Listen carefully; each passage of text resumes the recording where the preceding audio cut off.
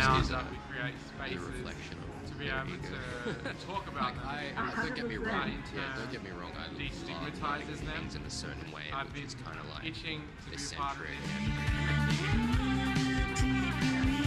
I found it on Facebook, like and I had very concise. just like a moment, like, okay, this is speaking to me.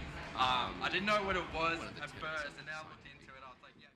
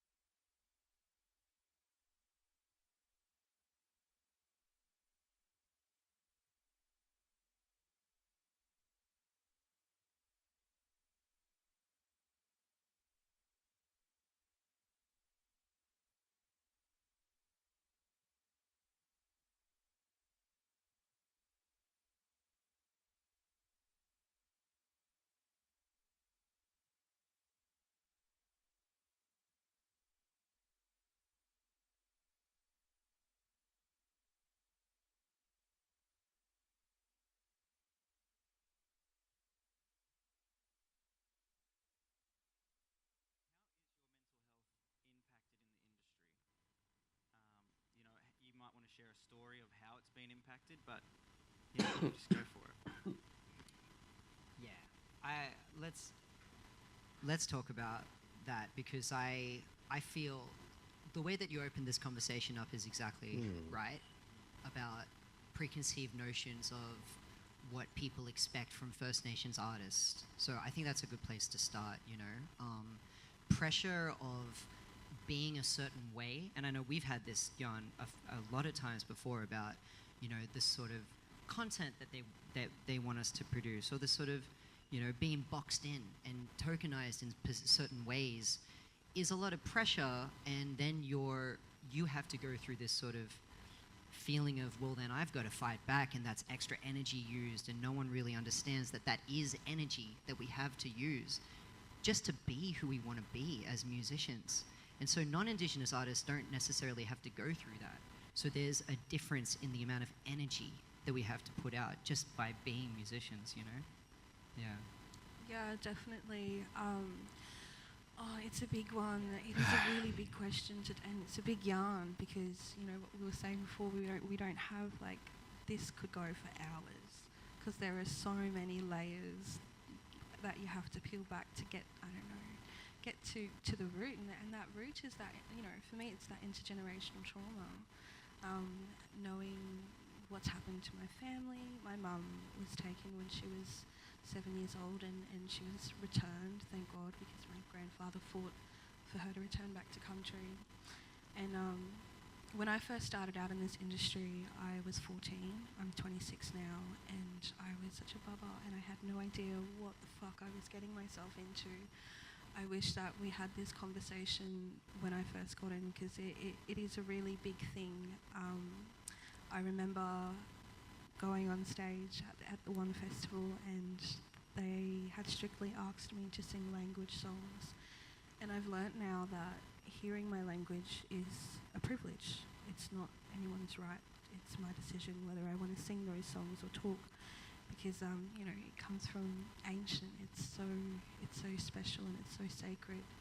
And there are so many times throughout my career I've been told to just suck it up and deal with it. And I'm actually, it's not healthy. It's actually really toxic to yourself. It's toxic to the environment that you put yourself in. It's not safe for yourself to be around music while you're feeling like you can't even breathe sometimes.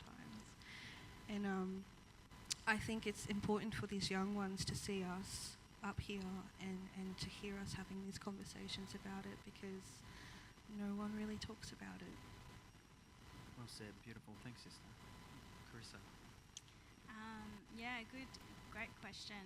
And you guys would know more about it, being musicians and working in the industry. But myself, you know, coming into the industry and seeing how it is, seeing that mental health is not really talked about. In particular, First Nations mental health is not really talked about within the industry. Was hard for me to come into. And then having to explain kind of, you know, what mental health is like for First Nations people is like, come on, we're in the 21st century. Like, shouldn't we be above this and beyond this? But it's great that we're starting to have these conversations about First Nations mental health. And amazingly, the work that I'm in, Support Act, I work with such amazing, beautiful people, and they're super supportive of me, and you know, bringing my voice into the music scene to be able to help the music industry understand what it's like for a First Nations person to not only grow up in a westernized society, but having to have a voice in the music industry itself, and not being labelled as that, you know, Aboriginal artist that comes in and ticks a box. So yeah, it's tough for all First Nations people to navigate this space. For sure. And I think, you know, when we talk about holistic mental health and we talk about us as First Nations people, it's a really interesting layered topic, because on one hand you've got youngish artists like myself and these very young deadly artists here, that are coming through with beautiful interpretations of culture. It's contemporary, but there's a thread of some beautiful ancientness that's in there as well that's really integral to our own identity. And it's all fun and it's light, and we want to be successful and we want to play on all these beautiful diverse stages and all that kind of thing. But then on the flip side is what Sister Emily said, and that there is a really strong thread in a lot of us of intergenerational and transgenerational trauma. And yes. Sure. Yes. Mm.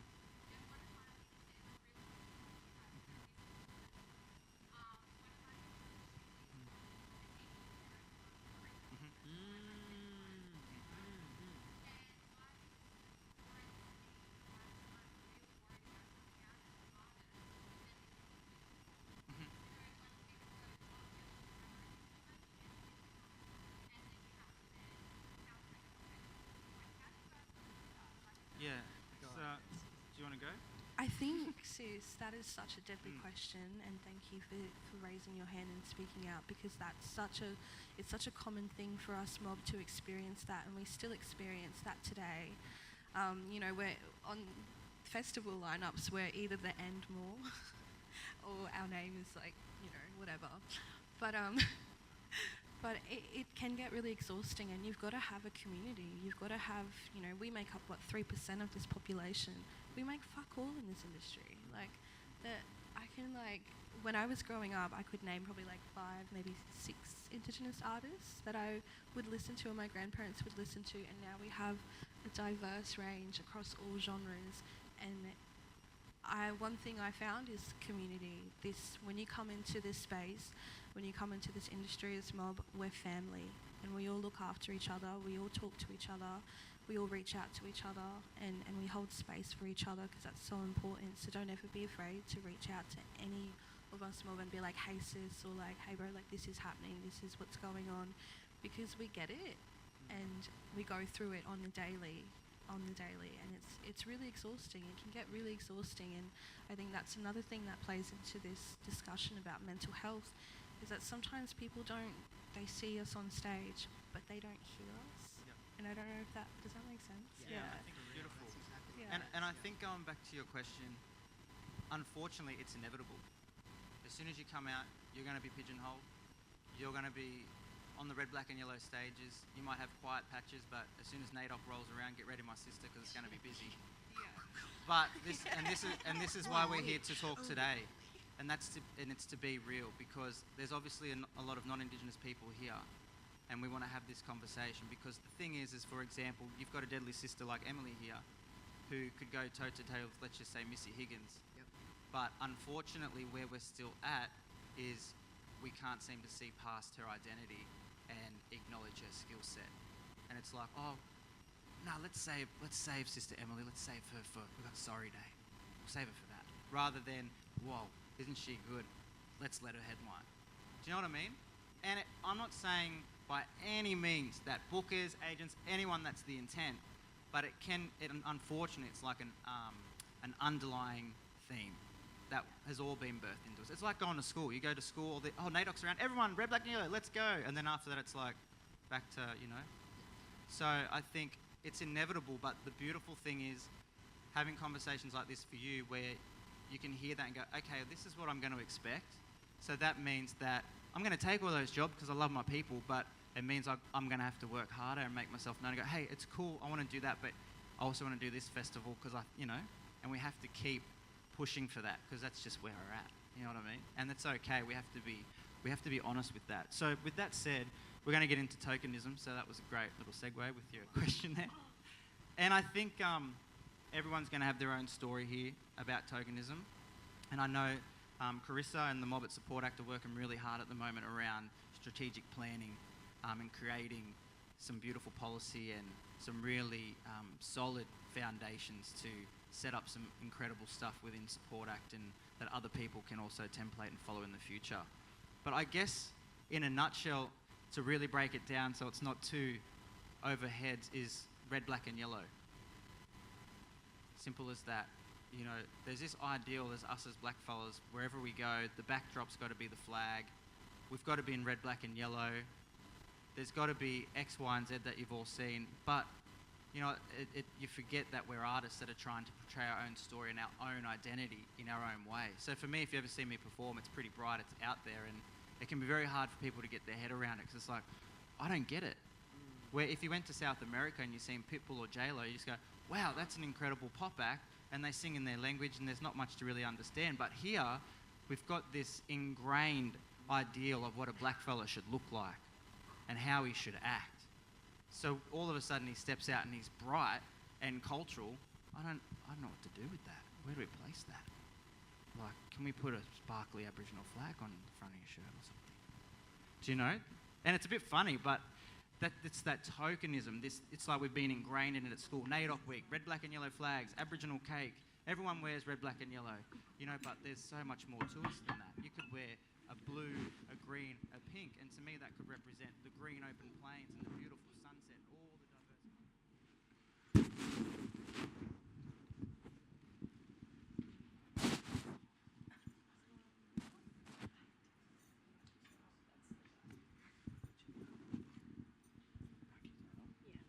Yama yama. Welcome everyone. My name is Mitch Tambo. I'm a proud Candice Lorrae man, and my people aren't from here, so first and foremost I'd like to acknowledge, pay respects to the true owners of this land, this place, to the Wurundjeri people of the Kulin Nation, and extend that acknowledgement out to the Boonwurrung and all members that make up the beautiful Kulin Nation, and acknowledge them here today as the true owners of this land, whose law has been here since the beginning of creation, that transcends into the Warrnambool, the Milky Way, flows through the Bugeye, the waterways, and Yulegis dances across this country as we hear and feel it mainly whisper to us when we let our spirit go and we connect to this place. So I acknowledge them here today. Welcome to another beautiful Yarning Strong. We're going to be talking about all the beauty in NAIDOC week today, and we're also going to get into a bit of the nitty-gritty, also, not the not so good of such a beautiful week as well. But first and foremost, just going to give it up for Candice, our beautiful guest here. Hi, everyone. One half of the incredible Merindas, and our awesome one and only Cerisa. Hi. And it's going to be fun today. And also our guests here, Michael and Laura. So welcome you, mob. Thanks for joining us in the cyber world. We love connecting through the cyber world, and I'm going to hand over to Cerisa to do a bit of housekeeping, and we'll go from there. So just to let you guys know, we do have a tab at the cafe at the front. So if you do say that you're in this session, there's free coffee and some snacks there as well for you guys to have, and toilet just down the hall as well.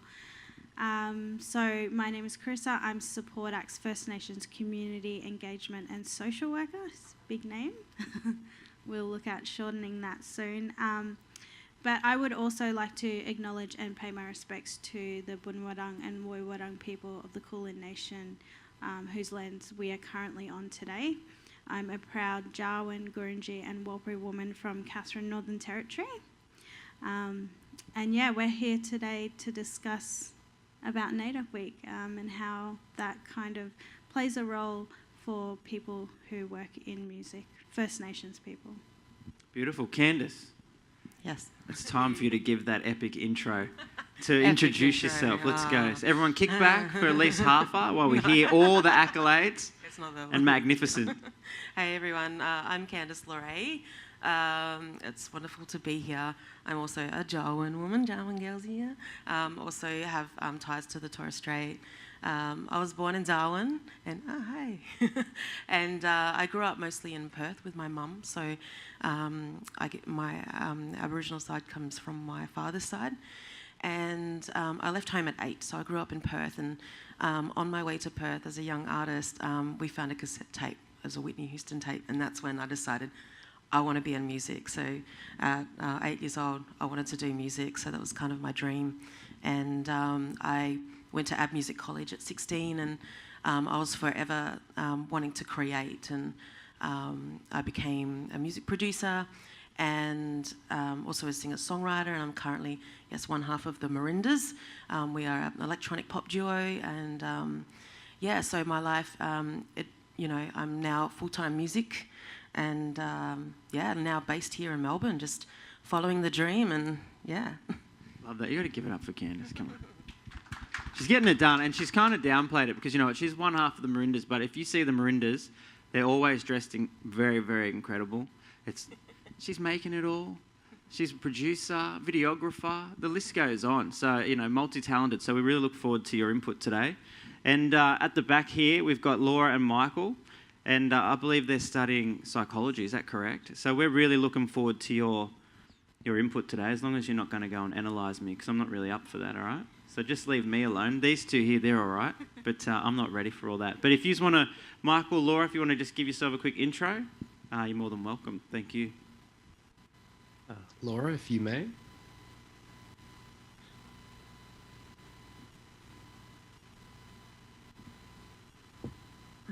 Still trying to work out this more. Laura, you're a little bit... Thanks, everyone. Good. Oh, the nerves have kicked in. Laura, you're a little bit delayed, so I might get you to mute your microphone for a second. And Michael, if you don't mind doing a bit of an intro for the both of you, that'd be great. Yeah, sure. My name is Laura Booker. I'm a Lungu Jilya woman.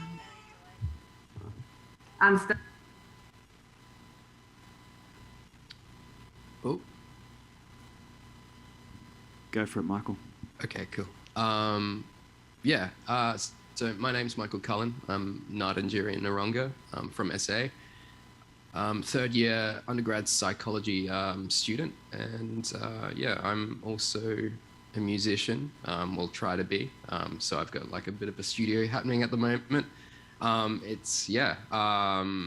Other than that, I've had the privilege of working alongside Life Without Barriers, Cullen, Samari, and Beyond Blue. And I'm really interested in, treating mental health disorders with a holistic perspective. So I'm doing a lot of research in how nutrition and works alongside inflammation and metabolic disorders that lead to neurological disorders such as multiple sclerosis, Alzheimer's, and dementia. Awesome. Thanks very much, brother. Appreciate you sharing that. And to all the mob that are tuning in online, we acknowledge you and all that's come before you as well. So let's get into it. NAIDOC week, here we are, a week of celebration. For those of you out there tuning in that don't know what NAIDOC is, in a nutshell, it's really a beautiful week where we come together as a community to celebrate the incredible achievements of our community, being the Aboriginal Torres Strait Islander community of this nation. So let's get into it. Candice, what does NAIDOC mean to you? Talk me through that, because I know you haven't been asked this question before, or 20 times this week. So what does it mean? Yeah, well, I guess the story of NAIDOC for me is my journey with NAIDOC, and as a young person growing up with my mum, not on country, I first found NAIDOC as a young artist being booked for NAIDOC gigs, and I guess for me it meant for me to connect to the wider Aboriginal community and connect with culture more, because it's not like you get the opportunity all year round to connect with mob and culture, and it's a beautiful way of seeing it and being involved in it and growing up with it and learning and and being part of that to continue that on and use it within my art as well. But there's also that the other side to it as well is for the non-Indigenous community to connect with Aboriginal, Black, First Nations people as well, to learn culture and connect. And but yeah, it's definitely it's only 1 week of the year, and there's a lot to learn. So for me, NAIDOC is all about celebrating our culture through our yarning, our dance, our music, our art, and and continuing that. It's fun. It's a celebration, really. For me, it's a beautiful celebration. Beautiful celebration. I think for me, I remember NAIDOC as a very young person being the week where we got to cut our cake, and you got the flag on the cake, and we're going to cut it at school, and we're all going to get a piece, and then we're just going to celebrate for the week. And then that progressing into a very busy week as a young person at school where it's like, oh, it's NAIDOC week, we're not going to class all week because we're just going to be painted up and we're going to be dancing at every school and event in the whole town. Let's go. And then you get a bit older again, and I think you start to really reflect on it. And some of the questions are, it's such a great week, but how come after that week's finished, we're not busy anymore? Like, what's going on? We're so in demand of that week, you know. Lots of the time, especially growing up, you wouldn't get asked to do anything until the day before, and someone's like, hey, can you be there and play some dig tomorrow? Can you be here, can you be there? And you just flat out and wanted, and it's like, whoa, we're so valued right now. And then all of a sudden, that week's over, and it's just like, oh, what now? It's really interesting, isn't it? But what about you, Cerisa? Talk us through it. Very similar to what you guys kind of experienced is NAIDOC Week is a celebration to celebrate who we are and why we're here and that we survived colonisation. So it's a great way for us to reflect and get together with community, and we get that opportunity, and it's really amazing. And then you feel like you're connected to culture again. I just like, my brain went to a book that I'm reading, and it's called Another Day in the Colony. And she talks about, you know, as First Nations people, we now don't get that opportunity to be continuously surrounded by our culture, and so we're still feeling that disconnect as we grow as young Indigenous people. We're in this Western world where we go to school, we got to pay the bills, we got to fit into society, and we've completely got to lose that side of us in order to survive in this growing Western world that we're currently in. And then if we were connecting to culture, and if we were in that, we would feel more connected and more empowered, and we just don't get that opportunity anymore. So NAIDOC Week is a huge reminder about that. Yeah, great. It's really interesting because I was having this conversation recently about NAIDOC and it being this incredible week and how progressive we are and how far we've come. And, you know, there's place names wherever you go. There's these big corporate business putting the local language as the name of a certain hub, or changing street signs, or all of these beautiful things. We're seeing a massive trend in our clothing, all of these incredible things that show all this momentum, but our statistics aren't really changing. And that poses a really interesting question, doesn't it? Because we have this week and NAIDOC's getting so big and it's this event and the whole community's a part of it, and we've got mainstream TV changing the place names. Instead of Melbourne it says Naarm, and there's all this stuff happening, but our statistics remain. We're the most over-incarcerated group of people on the planet. Out of all Indigenous people in the whole wide world, we've got the lowest life expectancy. Our kids are being removed at such a high rate, it's superseding the stolen generation.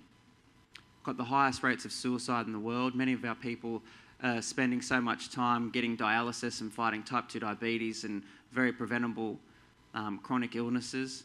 And we make up 3% of the population. And when you weigh it up, you go, wow, 3% of the population, but we're faced with all of these odds stacked up against us. How many of us is actually out there, you know, getting degrees, doing this work? And we're out there, but when you put it down in the context of the whole nation, 3%, and then all these statistics, you know, the sad reality is we probably spend more time at funerals than even with the thought of pursuing a higher education, which is really interesting. So for me, it poses a lot of questions, which I want to ask you. What does get up, stand up, show up mean to you when we talk about NAIDOC this year? And I don't mean just for us, our mob, but as a collective, as a nation. What does that theme mean to you, Candice? What do you reckon? I think for me, like with the theme of NAIDOC and only being the week that it is, I think it's for everyone to be on board with it. Like every venue, organisation, business, out there to create their own NAIDOC week, no matter what time of the year it is, but to create a space to dedicate and acknowledge First Nations people and create something to bring people together. You know, and to understand that too, not just tick the box, you know. There's been plenty of NAIDOC gigs that I've done, and these are gigs that are planned by, you know, white organisations. And the event is NAIDOC, flag raising ceremony, welcome to country. And then it's like we come and do the gig and we're just background music. We don't even get an introduction. You know, and it's just like, okay, we just need to get this done and we'll tick that box, you know. But for us artists, as well, just talking about the music side of things, is that we've got stories to share and we've got messaging, you know, and all of our history and our stories come through our music. So if we're rocking up to a gig, you know, and you booked us for a gig, you need to sit down and listen to our story and watch our music. We're not, you know, just background music for your morning tea, you know. So to get up, stand up, show up is like, be there, be present and be part of, you know, connect with our, learn from our culture, you know. Yeah. I love that. I mean, yeah, it's really something to ponder on, and it made me think, and, you know, what does get up, stand up, show up mean? And I think it literally means that, is we need everyone to get up, stand up and show up for us, because we can't do it alone. And NAIDOC Week is a great starting point to start that if you're not already. It's a great light-hearted week where we come together, we celebrate our achievements, how far we've come. Our communities are in a place of just excitement and joy, and it's a great starting point for you to just come on in, because it's one thing to wear our fashion labels, but it's a completely another thing to not cross the road when you see us coming down the street. And we don't want our culture to turn into a trend, because we're human beings that require relationship, we require healing, and we require you to walk with us so we can heal together. And it's funny because I was talking to someone yesterday, I've done a lot of talking, and they had this Deadly shirt on from them Deadly Mob Clothing, The Gap, always was, always will be. And we got talking, and it's like, NAIDOC, brother, you're out representing Deadly.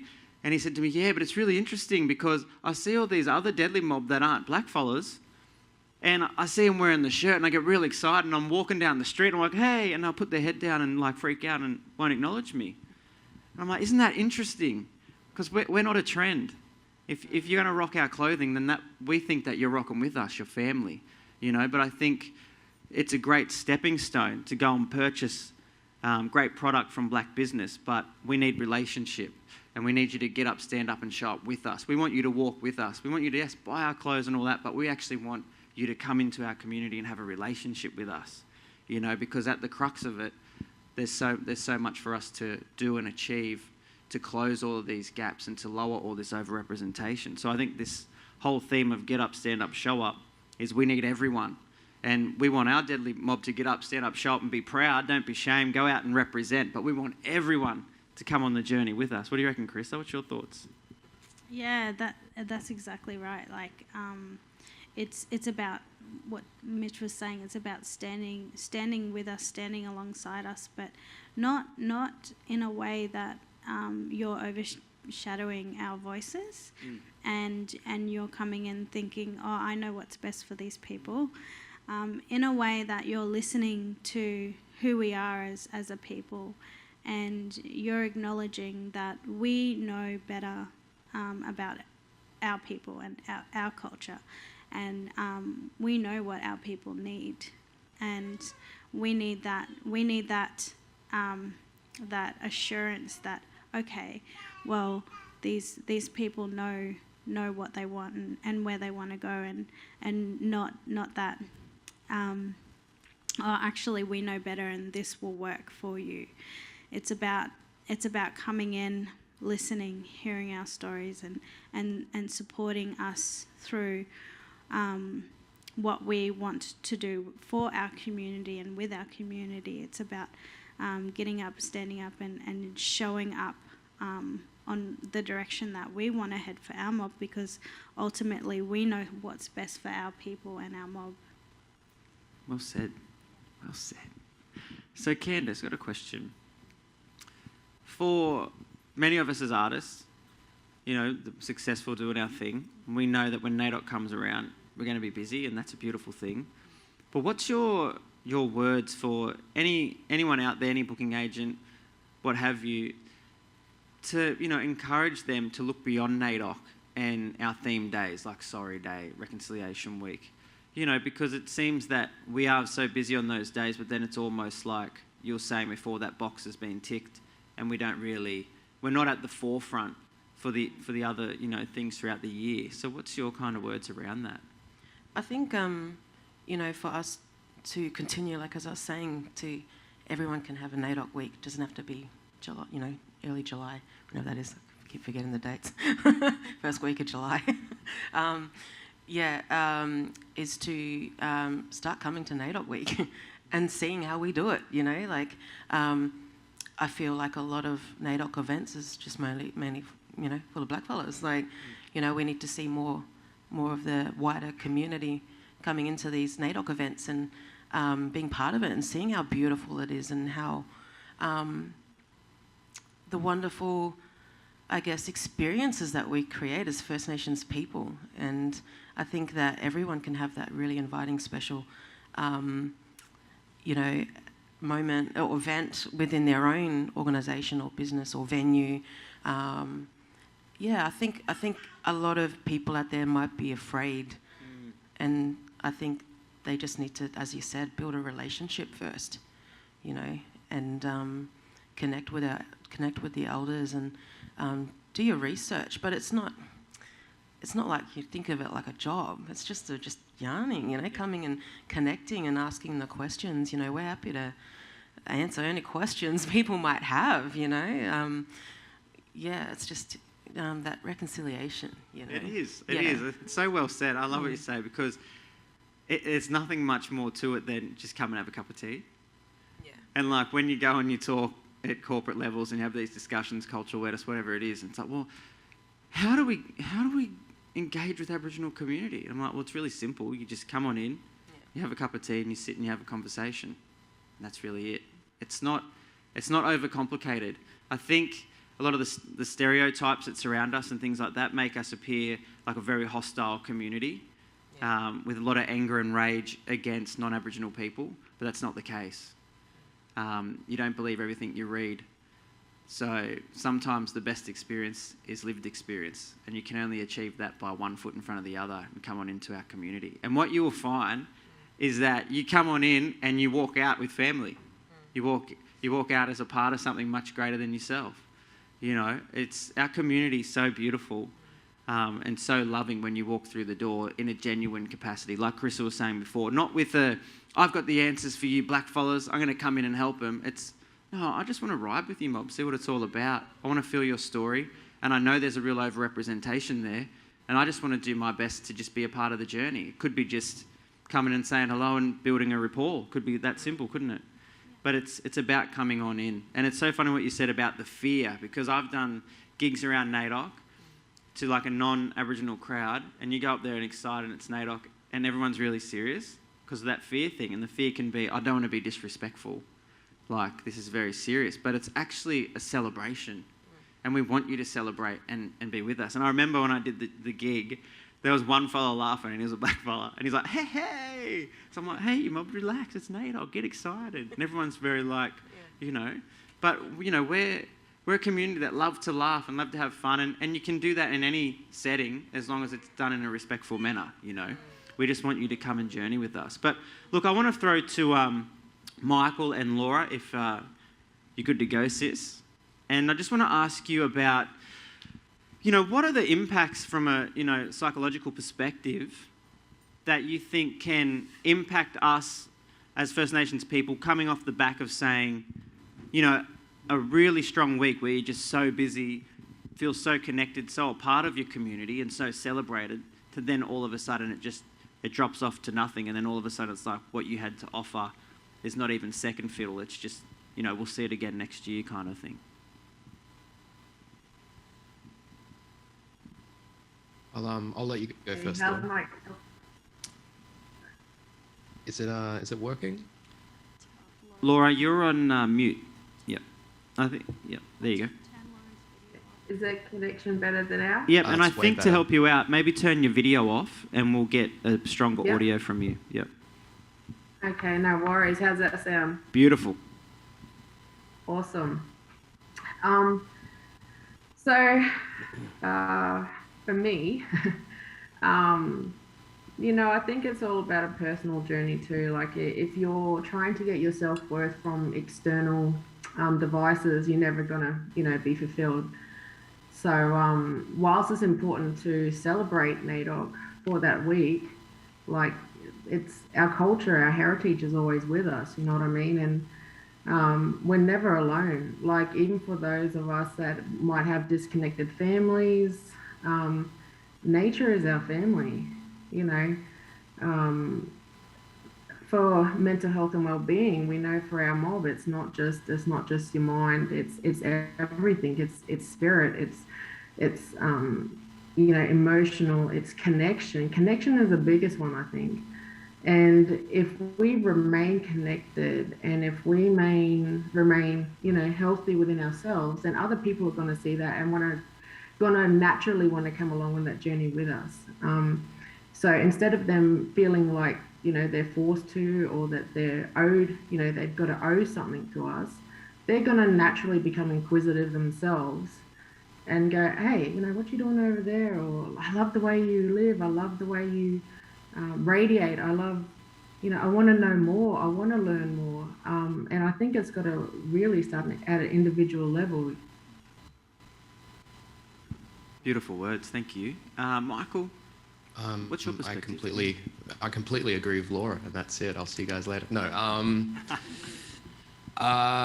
yeah, it solely relies on the individual at first. I'm a big backer of having change radiate within you, so it can, have change within you, so it can radiate outwards and affect others in a healthy way. In 2019, I had a catalyst of change, and I was in a dark space, and I realized that I needed to change within me before I could actually change the world. So from that point, I actually was getting a lot of feedback from everyone saying, hey, we love what you're doing with yourself. It's actually motivating myself to actually, you know, pick up the pieces within my life.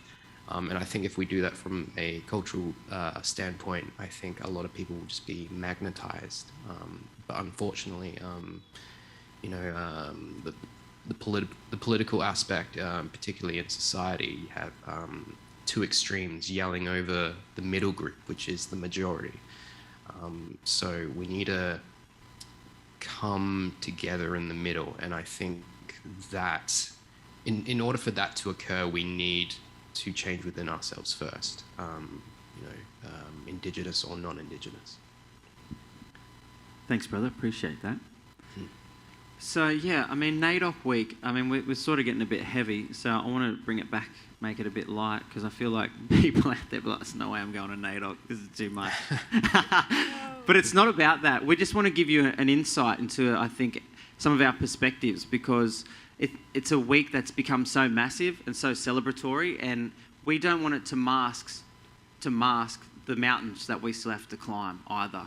Like, it's 1 week where we get to celebrate, and then we have to go back to our reality, and our reality is these horrific statistics too. But we want to use this week as a week, I guess, to celebrate and rock our culture and our achievements, and have these incredible NAIDOC balls where we come together as a community and go, look, amidst everything, we're here and we're flourishing and we are successful. But then we also, I guess, want to empower you through that joy and celebration to come and walk with us and lend a hand with your skill set into certain situations. So, like, if you were a lawyer, rather than turn a blind eye to what's going on, maybe you would just go, hey, you know what, I think I could help out here. Or if you're a young 5-year-old, and we would expect that, you know, as parents, then you would be able to take your 5-year-old down to one of our days and let them get their hand painted in our flag colours and create a positive experience. So it's very layered, but what it's all about is just coming in and being a part of our community and lending a hand where you can. Not throwing your whole life away to the cause, but just going, you know what, I'm a human being too. I've got a heartbeat. And if this was my culture and we were going through this, I guess I would want someone to come and just offer a resource or offer a word of advice or just come sit and listen and empathise. You know, there's many ways for it to be done, isn't there? So with that said, let's get a bit uplifting. What is your best NAIDOC highlight? Best NAIDOC highlight? Yeah, and why? Why? I should have prepared this earlier. Every NAIDOC's a highlight. No, that's not good enough, all right? Wow, this is pretty cool. So I guess the NAIDOC ball is always my highlight. Yep. I guess it's like everyone's highlight too, right? But I guess the I don't know. It's just I don't know why, like, if there's a reason why it's my favourite, but it's just, I guess with the Merindas, it was our first time, like, ever being able to play at the ball with, like, a full band, and Wow. it was just beautiful, like, and actually, no, then we came to Victoria, and, like, we performed at the Vic NAIDOC ball as well, the first year that we got here, and that was pretty special as well, and I think what I love is just being in that room and seeing so many, like, mob and laughing, have a good time and connecting, and the reason why I say every NAIDOC is special to me is because every big NAIDOC event that I go to, like the ball, or it might be a big community festival or something, I always end up finding a relative. Yeah. Like, I connect with family. You know, I go there and, you know, I kind of say who I am on stage, where I'm from, and then I get all the Darwin mob come up, you know, hey, Papa, who's your mob? And I'm like, oh, you know, Bonson, my dad's Dookie Bonson, and like, we're family, you know. So it's that kind of thing that that's one of the very special things that I love, is that connecting with family at NAIDOC events, yeah. I love that. I really do. What about you, Krista?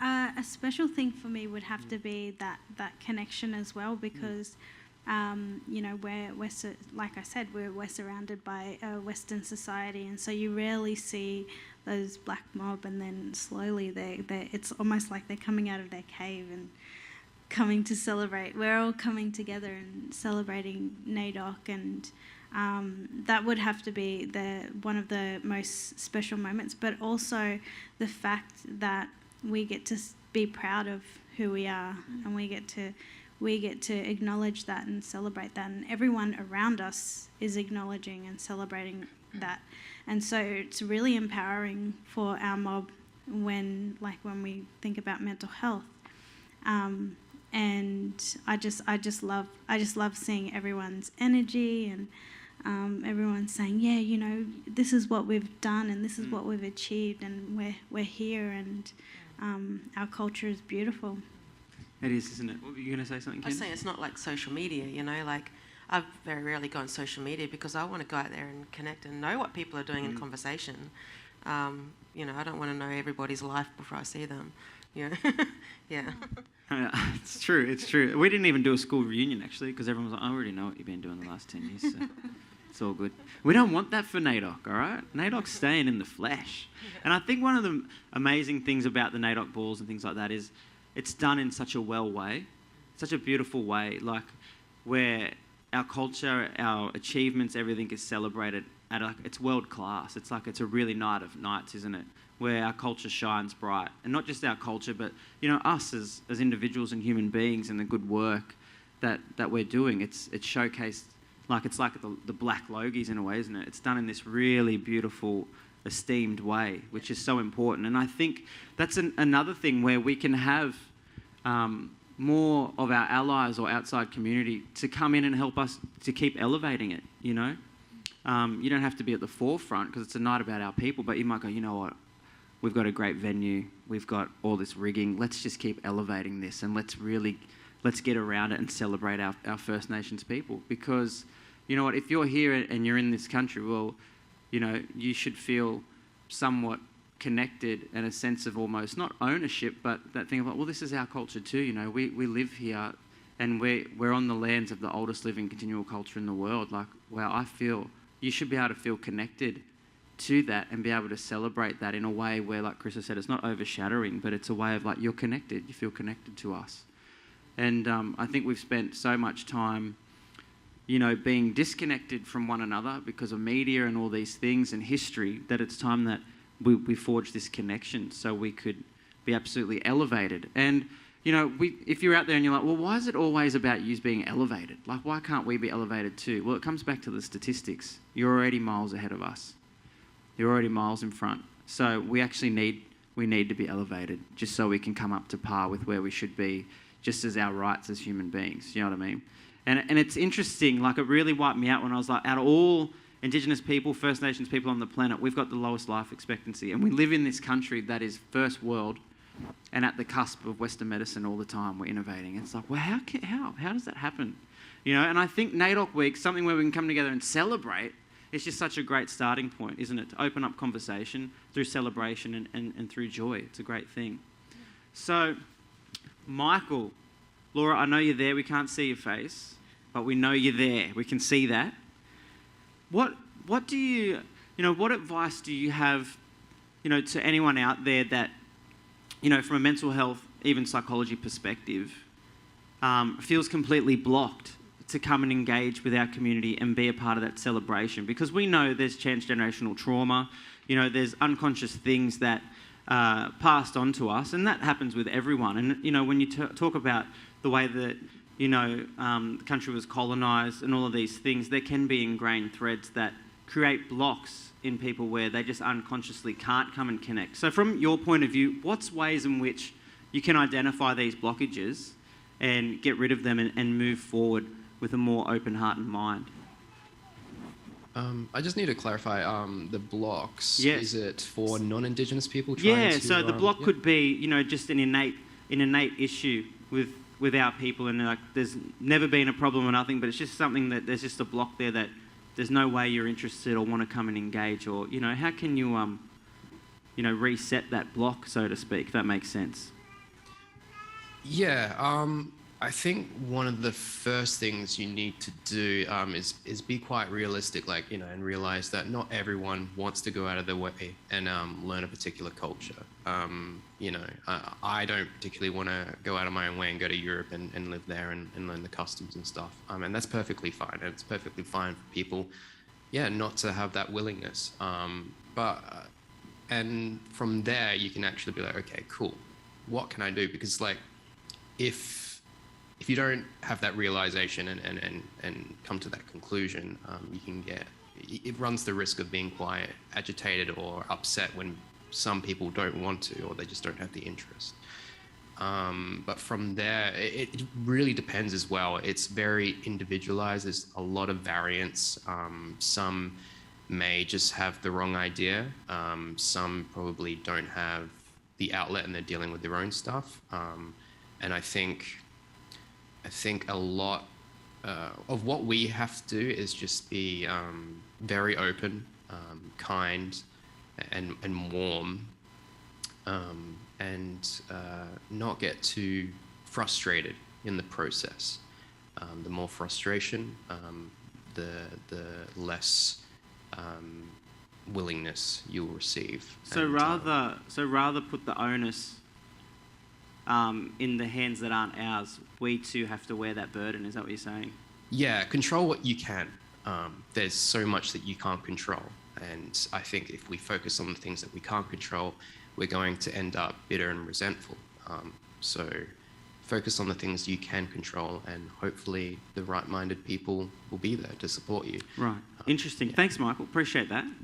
Yeah, it's really interesting, I think, because, you know, I think for us and many of us, you know, if you're here and you've come here on country, our country, and you're living here, there is an expectation that you do care to a degree. But to come here and not care is not acceptable, because that's what's put us in this position. And I don't mean that in a demeaning or commanding way. I'm just mean stripping it back to being, you know, human beings with a heartbeat. You know, there's a lot of us that do carry bitterness and anger and pain. And that pain can be from transgenerational trauma, because in the schemes of things, when you look at our narrative and timeline, it wasn't that long ago that some of our kids and mothers were buried up to their necks in riverbeds and had their heads kicked off, or herded and pushed over cliff faces. And there's many days in our calendar that you mightn't be aware of that is very similar to like an Anzac Remembrance Day. There's Mile Creek Massacre where I'm from, and that's what happened. And people and descendants of those people go and they remember them. You know, they were slaughtered at the hands of the colony with no reason. So there's a lot of our people that carry that pain and don't know why they carry that pain, because it's transgenerational, that we're triggered by certain things, that a surge of such pain and discomfort would rise out of our mouths into a response because of this pain. So when I come back and go, you know, if you are here, it's kind of, you know, we expect that you would learn about us. It's because we're expecting healing. We're expecting for the gap to be closed. And, you know, so this is why we keep coming back to NAIDOC Week and that celebration, because if we can start in a celebratory, you know, way, then maybe that will help open up hearts and minds that are a little bit closed, and you'll walk with us. Because you know what, we're not, I don't think it's right that we should always have to take the high road. Because we do take the high road, but it's very hard when we make up 3%. We need the majority to come in and to just want to know a little bit about us. What do you think, Cerisa? Yeah, I think Michael definitely has a point in saying, you know, for mob, we should be really careful with where we put our energy, because you know you go on social media and you see these negative racist comments, and you're like, well, should I be educating them? Like, how should I be handling this? And then you've got that other element of that feeling of, I don't want to have to keep teaching everyone, and people outside of that need to put the onus in their own hands, and that's why we're having these discussions. That's why we're having these conversations, is so people can understand where we come from as First Nations people, and for people, non-Indigenous people, to step up to the plate and not just let us carry that load. And then you were talking about, you know, when you come into our country, it's almost like you need to know the history. You should know the history. When people apply for their Australian visa, you know, there's a test that they have to go through. I don't know what the test is about. I think it's more so about colonisation, which is like crazy that we're potentially not included in that test of becoming an Australian. And so, you know, there's that barrier as well.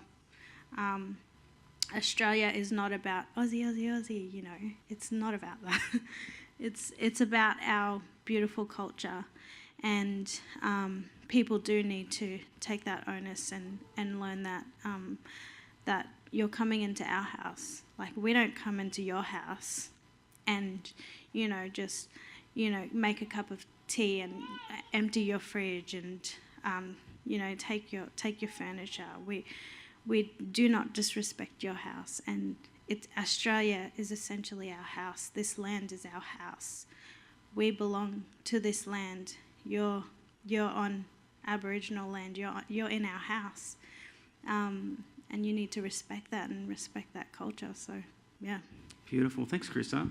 Back to Michael and Laura, because we're going to wrap soon, and you're here online, and you've got some really amazing thoughts. So I'm just wondering, I just want to leave it open to both of you. If you have any words you would like to share to everyone out there that's tuned in and viewing around NAIDOC and obviously around your perspectives. Laura can go first this time, if you'd like.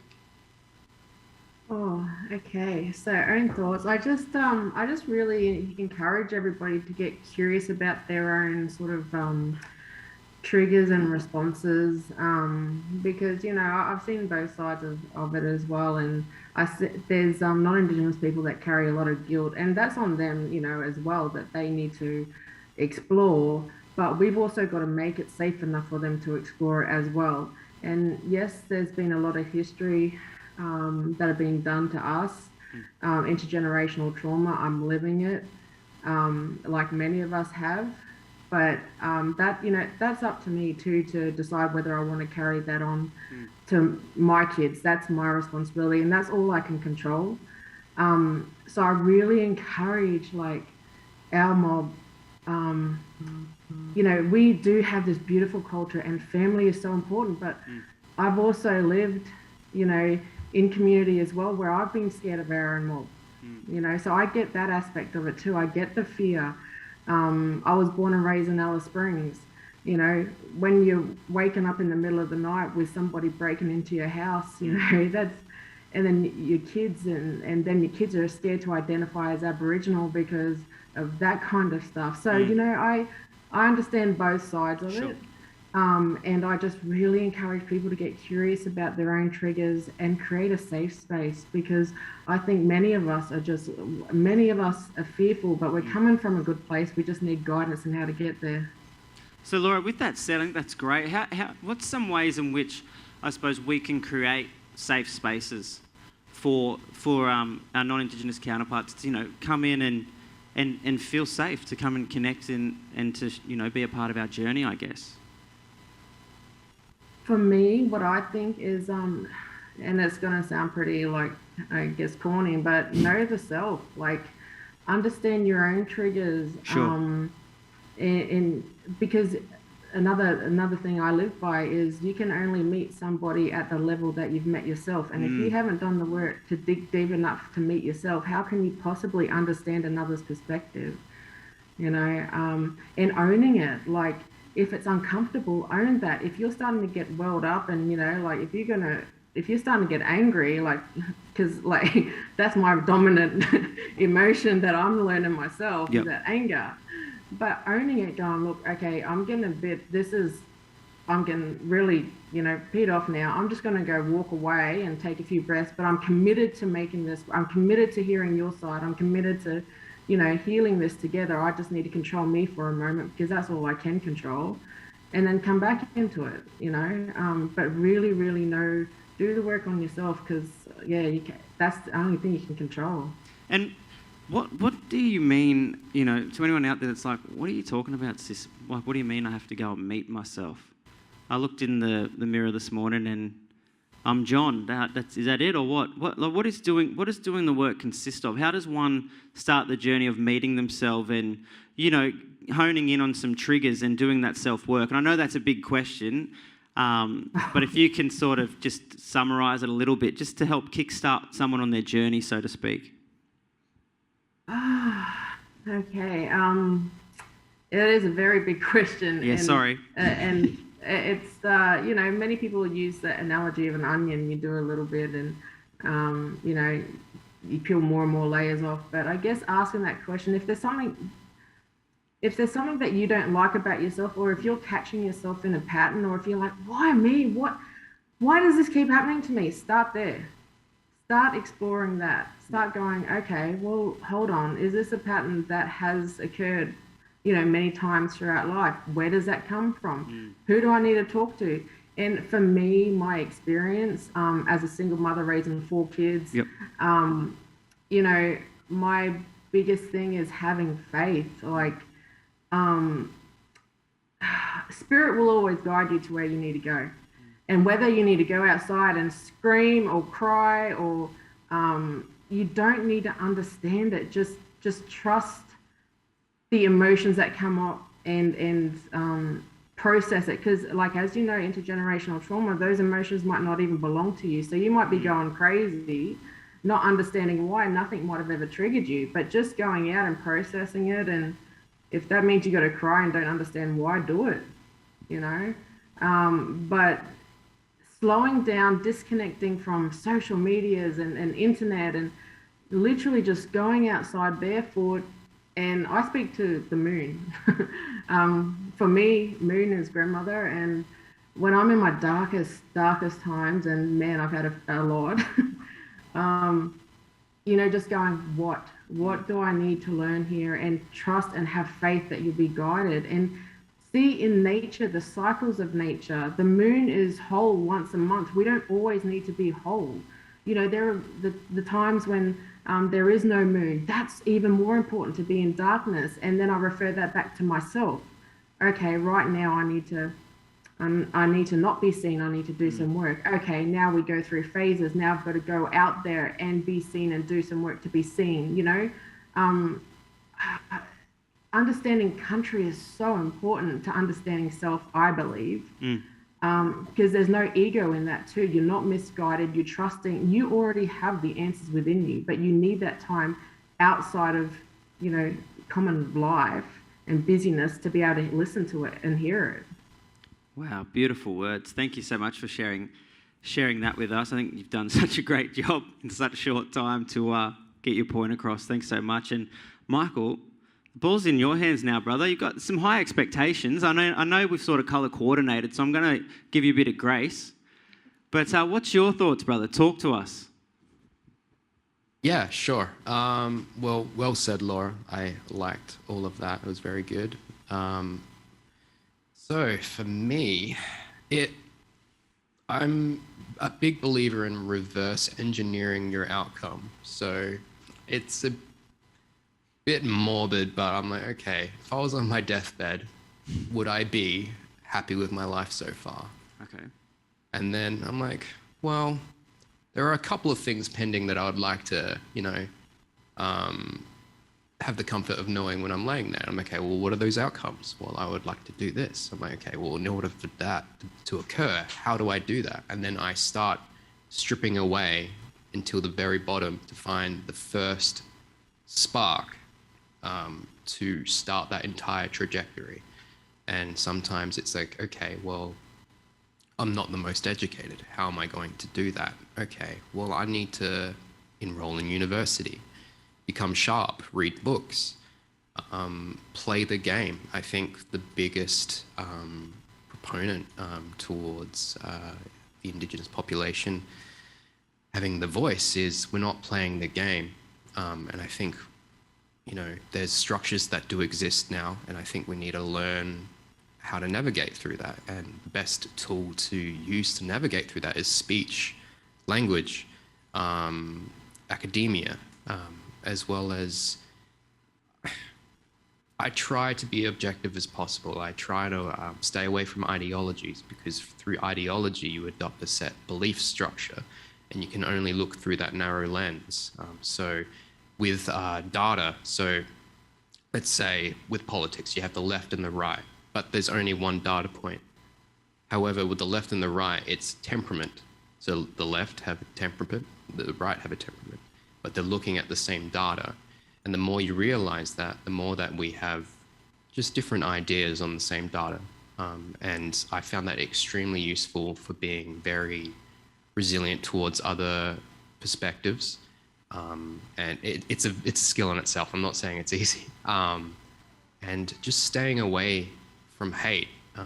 I know it's very easy to get swept up in hate and anger, malice, but these are poisons intended for the person that you're hating, but it's only affecting yourself. And it'll only affect you in the long run, and they'll be fine. And there's no need for that. As well, to realize that suffering isn't exclusive. Everyone suffers, and life is unfortunately a tragedy. Everything we do serves as a tool, or serves to decrease the suffering, whether it be through addiction or serving a higher purpose, or finding your meaning and helping the community, which it always should be, is to add to the net positive of the world through community. I stand by that. Particularly with Indigenous populations, our serotonin transporters respond ridiculously well to collectivist values. And I think, serotonin also plays a key role in disease prevalence. So the more serotonin you have, the less disease prevalence there is in a culture. And because of the fragmentalization of the Indigenous culture in Australia through colonisation, we've lost a lot of that, the tether to our culture. Language has degraded. A lot of states don't follow traditions that we normally did that would actually bring us closer to the land and the spirit. And now, you have this, I'd say the sad diet, which is the standard American diet, which has just plagued the nation, really, where you have high sugar content, low protein, and this is leading to diabetes, dementia, just a lot of metabolic dysfunction. So, yeah, get educated. Get educated, healthy. People. All right? Yeah, get healthy. Eat more protein, less sugar. Yeah, become superpowers, and you can. You Michael, really I got to can say, your linguistics are a superpower, my brother. You are so well spoken. And sorry to cut you off, my man, but we've ran over time, so I'm getting the wink. Sorry. But thank you so much, Michael, for your insight. I'm looking at you, I'm like, this brother looks way too young to be speaking that way. How dare I stereotype you, my brother? Thank you so much for your words. Laura, it's good to see your face again. Sorry we had to black you out, but you're back, my sister, better than ever. Thank you for your insight. And look, for everyone that's tuned in today at this Yarn Strong, we've gone a bit deep and heavy, but the reality is, NAIDOC Week, just celebrate. That's all you got to do. If you see us walking down the street and you're rocking our shirt and we give you a nod, that's like a nod of approval, like nod back. Hey, my sister Sister Candice, thank you for all that you are and what you're doing as well. Incredible work. And as always, Cerisa, she is the backbone of this incredible segment and series. She puts so much work in. Big shout out to JB Hi-Fi for their support. Troy Benjamin, who is behind all of this technological behaviour. And I'm going to hand it over to Cerisa. Thank you. A big shout out to Nate, who is doing the sound and the streaming. Troy, who he is going to actually collate the video for us, and then we're going to do a replay as well. So if you feel like you need to hear this discussion again, definitely keep an eye out online. Thank you, Mitch, for your hosting. You're such an amazing host, and I feel like you're part of this backbone as well because you carry the show so well. So thank you for everything that you do. Thanks, Candice, for coming on.